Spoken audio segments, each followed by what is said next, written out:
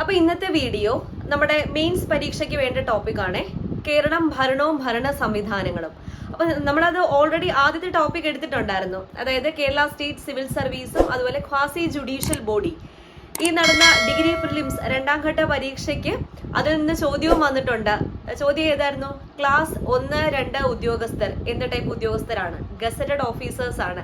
അത് നമ്മൾ ക്ലാസ് എടുത്ത പിറ്റേ ദിവസം തന്നെയാണ് പരീക്ഷ നടന്നത്. അപ്പോൾ ക്ലാസ് കണ്ടിട്ട് പോയവർക്ക് ഡൗട്ട് ഇല്ലാതെ തന്നെ ആ ക്വസ്റ്റ്യൻ കിട്ടിക്കാണും എന്ന് പ്രതീക്ഷിക്കുന്നു. അപ്പോൾ ഇനി നമ്മൾ അടുത്ത ടോപ്പിക്കിലേക്ക് കടക്കുക. അടുത്ത ടോപ്പിക് ഈ കേരളവും ഭരണവും ഭരണ സംവിധാനവും. അതിന്റെ അടുത്ത ടോപ്പിക് എന്ന് പറയുന്നത് വേരിയസ് കമ്മീഷൻസാ, വിവിധ കമ്മീഷനുകൾ. അല്ല, നമ്മൾ ഓൾറെഡി അതിൽ വരുന്ന Kerala public service commission detail ആയിട്ട് ക്ലാസ് എടുത്തിട്ടുണ്ടായിരുന്നു. അത് കാണാത്തവരുണ്ടെങ്കിൽ പോയി കാണണേ. അപ്പോൾ വേരിയസ് കമ്മീഷൻസിൽ ഉൾപ്പെടുന്നതാണ് Kerala state public service commission. ഇന്ന് എടുക്കാൻ പോകുന്ന എല്ലാ പരീക്ഷകളിലും ചോദിക്കുന്ന ഒരു കമ്മീഷനാണ്, അതായത് കേരള സ്റ്റേറ്റ് ഇലക്ഷൻ കമ്മീഷൻ. വളരെ ഇമ്പോർട്ടന്റ് ആണ്. അപ്പോൾ Kerala state election commission, Kerala സംസ്ഥാന ഇലക്ഷൻ കമ്മീഷനെ പറ്റി എല്ലാ പോയിന്റ്സും ഡീറ്റെയിൽ ആയിട്ട് തന്നെ ഈ ഒരൊറ്റ ക്ലാസ്സിൽ പഠിക്കാം. ചെറിയൊരു ക്ലാസ് ആണ്, എല്ലാ പോയിന്റ്സും ഉൾക്കൊള്ളിച്ചിട്ടുണ്ട്. നോട്ട്സ് പ്രിപ്പയർ ചെയ്യണമെന്നുള്ളവർക്ക് നോട്ട്സ് പ്രിപ്പയർ ചെയ്യാം. ആ സമയത്ത് ഞാൻ എഴുതി കാണിക്കുന്നുണ്ട്, ആ സമയത്ത് നിങ്ങൾക്ക് നോട്ട് ചെയ്ത് എടുക്കാം. ഓക്കെ, അപ്പോൾ ക്ലാസ്സിലേക്ക് പോവാം. സബ്സ്ക്രൈബ് ചെയ്യാത്തവരുണ്ടെങ്കിൽ സബ്സ്ക്രൈബ് ചെയ്തേക്കാം. വീഡിയോ ഇഷ്ടമാവുകയാണെങ്കിൽ ലൈക്ക് ചെയ്തിട്ടുകൂടി ഒന്ന് പോകാൻ വേണ്ടി നോക്കാം. ഓക്കെ, അപ്പോൾ ടിപ്സ് ആൻഡ് ട്രിക്സിലേക്ക് എല്ലാവർക്കും സ്വാഗതം. വേരിയസ് കമ്മീഷൻസ് ഇന്ന് പഠിക്കാൻ പോകുന്ന കേരള സംസ്ഥാന തെരഞ്ഞെടുപ്പ് കമ്മീഷനാണ്. അപ്പൊ കേരള സംസ്ഥാന തെരഞ്ഞെടുപ്പ് കമ്മീഷൻ സംസ്ഥാനത്തെ തദ്ദേശ സ്വയംഭരണ സ്ഥാപനങ്ങളിലേക്ക് തെരഞ്ഞെടുപ്പ് നടത്തുന്നതിന് വേണ്ടി ഇന്ത്യൻ ഭരണഘടനയുടെ അനുച്ഛേദം 243 കെ പ്രകാരം രൂപവത്കരിച്ച സ്ഥാപനമാണ്. അപ്പൊ ആ ഒരു പോയിന്റിൽ തന്നെ 2 ചോദ്യങ്ങൾ അടങ്ങിയിട്ടുണ്ട്. സംസ്ഥാനത്തെ തദ്ദേശ സ്വയംഭരണ സ്ഥാപനങ്ങളിലേക്കുള്ള തെരഞ്ഞെടുപ്പ് നടത്താൻ വേണ്ടി തദ്ദേശ സ്വയംഭരണ സ്ഥാപനങ്ങളിലേക്ക് നടത്തുന്ന തെരഞ്ഞെടുപ്പിന്റെ മേൽനോട്ടം, നേതൃത്വം, നിർവഹണം, അതുപോലെ വോട്ടർ പട്ടിക ഇവയൊക്കെ തയ്യാറാക്കലാണ് സംസ്ഥാന ഇലക്ഷൻ കമ്മീഷന്റെ പ്രധാന കർത്തവ്യങ്ങൾ. തദ്ദേശ സ്വയംഭരണ സ്ഥാപനങ്ങളിലേക്ക് നടത്തുന്ന തെരഞ്ഞെടുപ്പിന്റെ മേൽനോട്ടം, നേതൃത്വം, നിയന്ത്രണം എന്നിവയും വോട്ടർ പട്ടിക തയ്യാറാക്കലുമാണ് സംസ്ഥാന ഇലക്ഷൻ കമ്മീഷന്റെ പ്രധാന കർത്തവ്യം. സംസ്ഥാന ഇലക്ഷൻ കമ്മീഷൻ ഒരു ഭരണഘടനാ സ്ഥാപനമാണ്. ഭരണഘടനയുടെ ആർട്ടിക്കിൾ 243 കെ പ്രകാരം 243 കെ അനുച്ഛേദ പ്രകാരം രൂപവത്കരിച്ച സ്ഥാപനമാണ് സംസ്ഥാന തെരഞ്ഞെടുപ്പ് കമ്മീഷൻ. കേരള സംസ്ഥാന തെരഞ്ഞെടുപ്പ് കമ്മീഷൻ നിലവിൽ വന്നത് 1993 ഡിസംബർ മാസം 3. 1993 ഡിസംബർ മാസം 3-നാണ് കേരള സംസ്ഥാന തെരഞ്ഞെടുപ്പ് കമ്മീഷൻ നിലവിൽ വന്നത്. പിന്നെ മറ്റൊരു അനുച്ഛേദം കൂടി ഓർത്തിരിക്കുക, 243 ZA, 243 കെ, 243 ZA എന്നിവ സംസ്ഥാന ഇലക്ഷൻ കമ്മീഷനെ കുറിച്ച് പ്രതിപാദിക്കുന്ന വകുപ്പുകൾ അല്ലെങ്കിൽ ആർട്ടിക്കിൾസ് ആണ്. ഇനി സംസ്ഥാന തെരഞ്ഞെടുപ്പ് കമ്മീഷന്റെ പ്രധാന ധർമ്മങ്ങൾ എന്തെല്ലാം? നേരത്തെ പറഞ്ഞു, തദ്ദേശ സ്വയംഭരണ സ്ഥാപനങ്ങളിലേക്ക് നടത്തുന്ന തെരഞ്ഞെടുപ്പിന്റെ മേൽനോട്ടം വഹിക്കുന്നത് സംസ്ഥാന തെരഞ്ഞെടുപ്പ് കമ്മീഷനാണ്. പഞ്ചായത്തി രാജ് മുനിസിപ്പാലിറ്റി നിയമങ്ങളിലെ വ്യവസ്ഥകൾ പ്രകാരം സംസ്ഥാന തെരഞ്ഞെടുപ്പ് കമ്മീഷന്റെ നേരിട്ടുള്ള നിയന്ത്രണത്തിലും മേൽനോട്ടത്തിലുമാണ് ഈ തദ്ദേശ സ്വയംഭരണ സ്ഥാപനങ്ങളിലേക്കുള്ള തെരഞ്ഞെടുപ്പ് നടത്തുന്നത്. എത്ര വർഷം പൂർത്തിയാകുമ്പോൾ 5 വർഷ കാലാവധി പൂർത്തിയാകുന്ന മുറയ്ക്കാണ് എല്ലാ തദ്ദേശ സ്വയംഭരണ സ്ഥാപനങ്ങളിലേക്കും പൊതു തെരഞ്ഞെടുപ്പ് നടത്തുന്നത്. അപ്പോൾ ഇങ്ങനെ പൊതു തെരഞ്ഞെടുപ്പ് നടത്തുന്നതിന് പുറമെ ഈ 5 വർഷ കാലാവധി പൂർത്തിയാകുന്ന മുറയ്ക്ക് പൊതു തെരഞ്ഞെടുപ്പ് നടത്തുന്നതിന് പുറമെ അംഗങ്ങളുടെ സ്ഥാനത്ത് ഉണ്ടാകുന്ന ആകസ്മിക ഒഴിവുകൾ നികത്താനുള്ള ഉപതെരഞ്ഞെടുപ്പ് നടത്തുന്നത് സംസ്ഥാന ഇലക്ഷൻ കമ്മീഷനാണ്. അപ്പൊ 5 വർഷം കൂടുമ്പോൾ എന്തായാലും തെരഞ്ഞെടുപ്പ് നടത്തണം.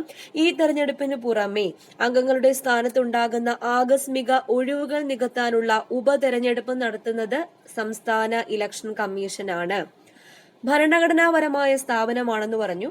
ഭരണഘടനാപരമായ ചുമതലകൾക്ക് പുറമെ തദ്ദേശ സ്വയംഭരണ നിയമങ്ങൾ പ്രകാരം കമ്മീഷന് നൽകപ്പെട്ട അധികാരങ്ങൾ വിനിയോഗിച്ചാണ് തദ്ദേശ സ്ഥാപനങ്ങളിലെ അധ്യക്ഷ, ഉപാധ്യക്ഷ സ്ഥാനങ്ങളിലേക്കും പിന്നെ സ്റ്റാൻഡിംഗ് കമ്മിറ്റി അംഗങ്ങൾ, ചെയർമാൻ എന്നീ സ്ഥാനങ്ങളിലേക്കും തെരഞ്ഞെടുപ്പ് നടത്തുന്നത്. അധ്യക്ഷന്മാർക്കും ഉപാധ്യക്ഷന്മാർക്കും സ്റ്റാൻഡിംഗ് കമ്മിറ്റി ചെയർമാൻമാർക്കുമെതിരെയുള്ള അവിശ്വാസ പ്രമേയ ചർച്ച സംബന്ധിച്ച നടപടികളും ആരാണ് നോക്കുന്നത്? ഈ സംസ്ഥാന ഇലക്ഷൻ കമ്മീഷൻ അധികാരപ്പെടുത്തുന്ന ഉദ്യോഗസ്ഥനാണ് നിയന്ത്രിക്കുന്നത്. പിന്നെ തെരഞ്ഞെടുപ്പിൽ മത്സരിക്കുന്ന സ്ഥാനാർത്ഥികൾ തെരഞ്ഞെടുപ്പ് കണക്കുകൾ ചുമതലപ്പെടുത്തിയ ഉദ്യോഗസ്ഥന് യഥാസമയം നൽകുന്നതിൽ എന്തെങ്കിലും വീഴ്ച വരുത്തിയാൽ അവരെ അയോഗ്യരാക്കാനും കമ്മീഷന് അധികാരം ഉണ്ട്. അപ്പോൾ തെരഞ്ഞെടുപ്പിൽ മത്സരിക്കുന്ന സ്ഥാനാർത്ഥികൾ തെരഞ്ഞെടുപ്പ് കണക്കുകൾ ചുമതലപ്പെടുത്തിയ ഉദ്യോഗസ്ഥന്, ആര് ചുമതലപ്പെടുത്തിയ ഉദ്യോഗസ്ഥന്? സംസ്ഥാന ഇലക്ഷൻ കമ്മീഷൻ ചുമതലപ്പെടുത്തിയ ഉദ്യോഗസ്ഥന് യഥാസമയം സമർപ്പിക്കുന്നതിൽ വീഴ്ച വരുത്തിയാൽ അവരെ അയോഗ്യരാക്കുന്നതിനും കമ്മീഷന് അധികാരം ഉണ്ട്. അംഗങ്ങളുടെ അയോഗ്യത സംബന്ധിച്ച തർക്കങ്ങളിലും കൂറുമാറ്റ നിരോധന നിയമപ്രകാരം കമ്മീഷൻ മുൻപാകെ ഫയൽ ചെയ്യുന്ന ഹർജികളിലും തീരുമാനമെടുക്കുന്നതിന് ജുഡീഷ്യൽ അധികാര സ്ഥാനമായും കമ്മീഷൻ പ്രവർത്തിച്ചു വരുന്നു.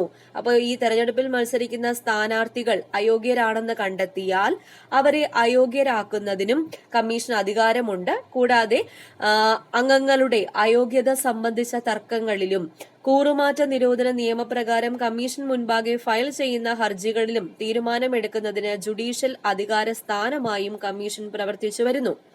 പിന്നെ തദ്ദേശ സ്വയംഭരണ സ്ഥാപനങ്ങളിലെ അംഗങ്ങളുടെ അല്ലെങ്കിൽ കൗൺസിലർമാരുടെ സംവരണ സ്ഥാനങ്ങൾ നിശ്ചയിക്കുന്നത്, റിസർവേഷൻ നിശ്ചയിക്കുന്നത് കമ്മീഷന്റെ മേൽനോട്ടത്തിലാണ്. തദ്ദേശ സ്വയംഭരണ സ്ഥാപനങ്ങളിലെ അംഗങ്ങളുടെയും കൗൺസിലർമാരുടെയും ഒക്കെ സംവരണ സ്ഥാനങ്ങൾ നിശ്ചയിക്കുന്നത് കമ്മീഷന്റെ മേൽനോട്ടത്തിലാണ്. പിന്നെ പ്രസ്തുത സ്ഥാപനങ്ങളിലെ സംവരണം ചെയ്ത അധ്യക്ഷ ഉപാധ്യക്ഷ സ്ഥാനങ്ങളും സ്റ്റാൻഡിംഗ് കമ്മിറ്റി ചെയർമാൻ സ്ഥാനങ്ങളും വീതിച്ചു നൽകുന്നതും ഈ സ്റ്റേറ്റ് ഇലക്ഷൻ കമ്മീഷനാണ്. ഇനി സ്റ്റേറ്റ് ഇലക്ഷൻ കമ്മീഷണറെ നിയമിക്കുന്നത് ആര്? സ്റ്റേറ്റ് ഇലക്ഷൻ കമ്മീഷണറെ നിയമിക്കുന്നത് ഗവർണറാണ്. സ്റ്റേറ്റ് ഇലക്ഷൻ കമ്മീഷണറെ നിയമിക്കുന്നത് ആരാണ്? ഗവർണറാണ് നിയമിക്കുന്നത്. അപ്പൊ ഈ സ്റ്റേറ്റ് ഇലക്ഷൻ കമ്മീഷണർ സംസ്ഥാന തെരഞ്ഞെടുപ്പ് കമ്മീഷണറാണ് കമ്മീഷൻ ഓഫീസിന്റെ തലവൻ. സംസ്ഥാന തെരഞ്ഞെടുപ്പ് കമ്മീഷണറാണ് കമ്മീഷൻ ഓഫീസിന്റെ തലവൻ. കേരളത്തിൽ ഇതുവരെയുള്ള സംസ്ഥാന ഇലക്ഷൻ കമ്മീഷണേഴ്സിന്റെ പട്ടിക നോക്കാം. Election commissioners in Kerala. കേരളത്തിലെ ആദ്യ സംസ്ഥാന തെരഞ്ഞെടുപ്പ് commissioner MSK Ramaswamy IAS. MSK Ramaswamy IAS 1993 മുതൽ 96 വരെയാണ് അദ്ദേഹം കേരള സംസ്ഥാന തെരഞ്ഞെടുപ്പ് കമ്മീഷണറായിട്ട് അധികാരത്തിൽ ഇരുന്നത്. അപ്പൊ കേരള സംസ്ഥാനത്തിലെ ആദ്യത്തെ തെരഞ്ഞെടുപ്പ് കമ്മീഷണർ ആരായിരുന്നു? MSK രാമസ്വാമി IAS 1993 മുതൽ 96 വരെ. രണ്ടാമത്തെ കേരള സംസ്ഥാന തെരഞ്ഞെടുപ്പ് കമ്മീഷണറാണ് MS ജോസഫ് IAS. 93 മുതൽ 96 വരെയുള്ള കാലഘട്ടത്തിലാണ് ഇലക്ഷൻ കമ്മീഷണറായിട്ടിരുന്നത് MS ജോസഫ്. അപ്പൊ ആദ്യത്തേത് MSK രാമസ്വാമി, രണ്ടാമത്തേത് MS ജോസഫ്. മൂന്നാമത്തേത് 2001 N മോഹൻദാസ്. മൂന്നാമത്തേത് 2001 N മോഹൻദാസ്, 2001 മുതൽ 2006 വരെ. നാലാമത്തേത് 2006 P കമാൽകുട്ടി IAS. P കമാൽകുട്ടി IAS ആണ് 2006 മുതൽ 2011 വരെ നാലാമത്തെ ഇലക്ഷൻ കമ്മീഷണർ ആയിരുന്നത്. അഞ്ചാമത്തേത് K ശശിധരൻ നായർ. അഞ്ചാമത്തെ വ്യക്തിയാണ് K ശശിധരൻ നായർ. 2011 മുതൽ 2016 വരെയാണ് അദ്ദേഹം അധികാരത്തിലിരുന്നത്. അതിനുശേഷം ആറാമത്തെ വ്യക്തി V ഭാസ്കരൻ ആണ്. 2016 മുതൽ 2021 വരെ. 2016 മുതൽ 2021 മാർച്ച് 30 വരെയായിരുന്നു V ഭാസ്കരൻ കേരള സംസ്ഥാന തെരഞ്ഞെടുപ്പ് കമ്മീഷണർ ആയിട്ട് അധികാരത്തിൽ ഇരുന്നത്. അപ്പൊ ആദ്യത്തെ വ്യക്തി MSK രാമസ്വാമി, രണ്ടാമത്തെ വ്യക്തി MS ജോസഫ്. N മോഹൻദാസ്, നാലാമത്തേത് കമാൽകുട്ടി IAS, അഞ്ചാമത്തേത് K ശശിധരൻ നായർ, ആറാമത്തേത് V ഭാസ്കരൻ. ഇനി നിലവിൽ ഏഴാമത്തെ വ്യക്തിയാണ് A ഷാജഹാൻ. A ഷാജഹാൻ ആണ് നിലവിൽ കേരള സംസ്ഥാന തെരഞ്ഞെടുപ്പ് കമ്മീഷണർ. നിലവിലെ കേരള സംസ്ഥാന തെരഞ്ഞെടുപ്പ് കമ്മീഷണർ A ഷാജഹാൻ ആണ്. ഇദ്ദേഹം ഏഴാമത്തെ വ്യക്തിയാണ്. അപ്പൊ A ഷാജഹാൻ ആണ് നിലവിലെ കേരള സംസ്ഥാന തെരഞ്ഞെടുപ്പ് കമ്മീഷണർ. ഇനി നിലവിലെ ചീഫ് ഇലക്ടറൽ ഓഫീസർ അല്ലെങ്കിൽ സിഇഒ ആരാണ്? നിലവിലെ സിഇഒ അല്ലെങ്കിൽ ചീഫ് ഇലക്ടറൽ ഓഫീസർ ആണ് സഞ്ജയ് കൗൾ. സഞ്ജയ് കൗൾ. അപ്പോ ഈ ചീഫ് ഇലക്ടറൽ ഓഫീസറെ നിയമിക്കുന്നത് ആര്? കേന്ദ്ര തെരഞ്ഞെടുപ്പ് കമ്മീഷൻ. കേന്ദ്ര തെരഞ്ഞെടുപ്പ് കമ്മീഷൻ ആണ് ചീഫ് ഇലക്ടറൽ ഓഫീസറെ നിയമിക്കുന്നത്.